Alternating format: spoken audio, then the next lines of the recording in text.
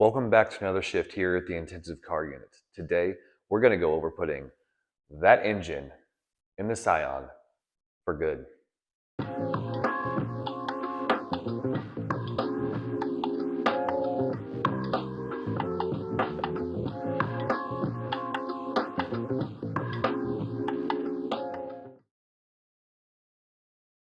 One of the major hurdles of this engine swap is the subframe isn't really friendly to the Ferrari/Maserati F136. Because why would it be? Let's be honest. I'm trying to make two different things that don't really belong together and really shouldn't. But you know what? That's the fun of these things. So I've got to go ahead and make that work. And the best way I can do that is remove the old mount pads for the factory engine mounts. And you can see me working on cutting them out with removing the spot welds and everything like that. The next step that I have to do is I've then got to grind everything smooth, get that surface off, that anti-corrosion plating or dip or whatever you want to call it, off of the subframe. And then I've got to weld on my reinforcement. And essentially this is just making everything square so it's easier for me to work at, because comically enough, Toyota/Subaru, who's actually the ones who built the car, nothing on this car is symmetrical. There is not a single reference point that is symmetric to the rest of the car. And it makes it really kind of tough sometimes to find a good landmark to work off of. So that's what I'm doing in this process, is getting the old plates off with a pry bar and then getting everything cleaned up, getting a reinforcement plate welded on, and then getting the engine mounts actually mounted to the subframe so I can then try and build my engine mounts off of that. So let's go ahead and crank up the tunes and watch me grind away, weld away, and turn this into a more interesting hack job than it already is.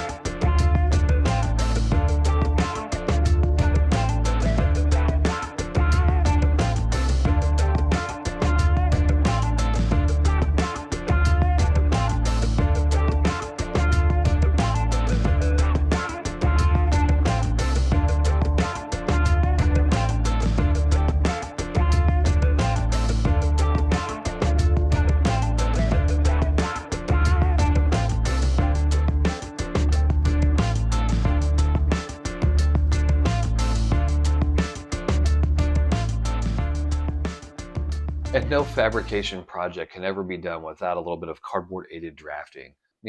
Similar CAD, but not at all. You'll notice that I've already gone ahead and made the contours with the piece of cardstock. I've transferred that onto my reinforcement square tube, and then from there I'm going to go ahead and try and get that as square as possible so I can then cut that angle out so it'll mount relatively easily to my subframe. This will give me a nice square process to work off of. Hopefully I can get it as square enough that it'll actually add a fair amount of stability to what I'm doing.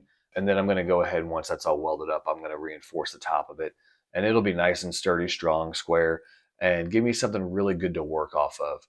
So let's get to it.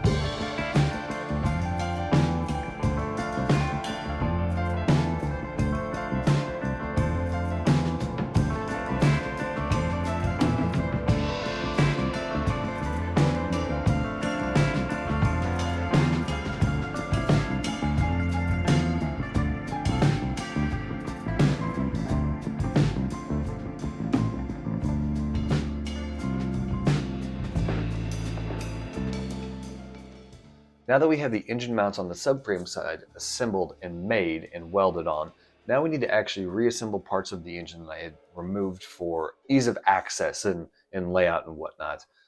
We need to know where these parts are going to be at so I can make sure that the engine mounts themselves to the subframe are actually cleared, organized, and won't actually interact with anything, won't hit anything. Because that would be really, really bad if I went ahead and, made these engine mounts, put all this time and effort into them, and then I couldn't actually use them. It'd also be a big waste of resources, which is honestly not my idea of a good time. So I've got to get everything cleaned back up. I got the starter back on. I've got to get the dry sump and the water pump and everything like that assembled back together again and then onto the vehicle. Now, once I get that all said and done, then I can put the engine back in its place and then start building those actual engine mounts from the engine to the subframe itself. Speaking of the engine, we never did actually weigh this thing, even though I've had a scale for quite some time. The stock FA20 weighs in at around 390 to 400 pounds, according to a couple of website searches that I've seen from guys like Terry Ferret Vorschlag. So I went ahead and threw this thing on the scale. But before I get to that point, my goal ultimately was for this thing to be around 400 pounds, give or take. I do have a couple of things missing that his had equipped on there, but otherwise, it's a pretty similar comparison. One thing you will notice about this, though, is that this thing's fairly light. It comes in without an intake manifold of 391 pounds. The factory intake manifold with throttle body adds about another 15, but you know what? I think I can make up in other areas for that side of things. But overall, major success that this engine is this light. It's almost a net break even for this thing, and that makes me super, super excited. So let's go ahead, let's finish these engine mounts, and let's get back to work.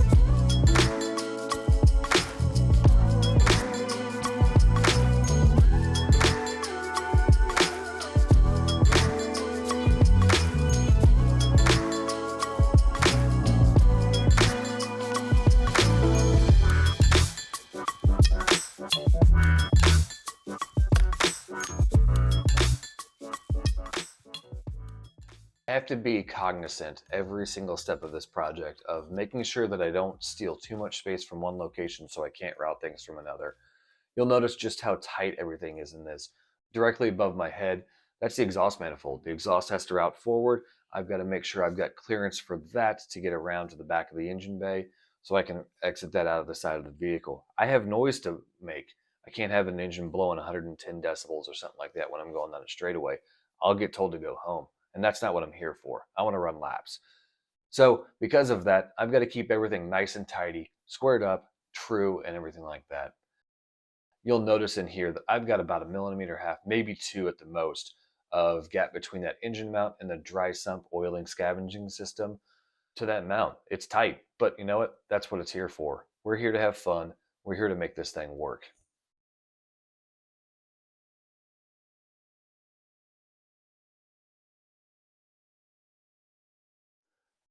And just like that, the engine is actually in and mounted.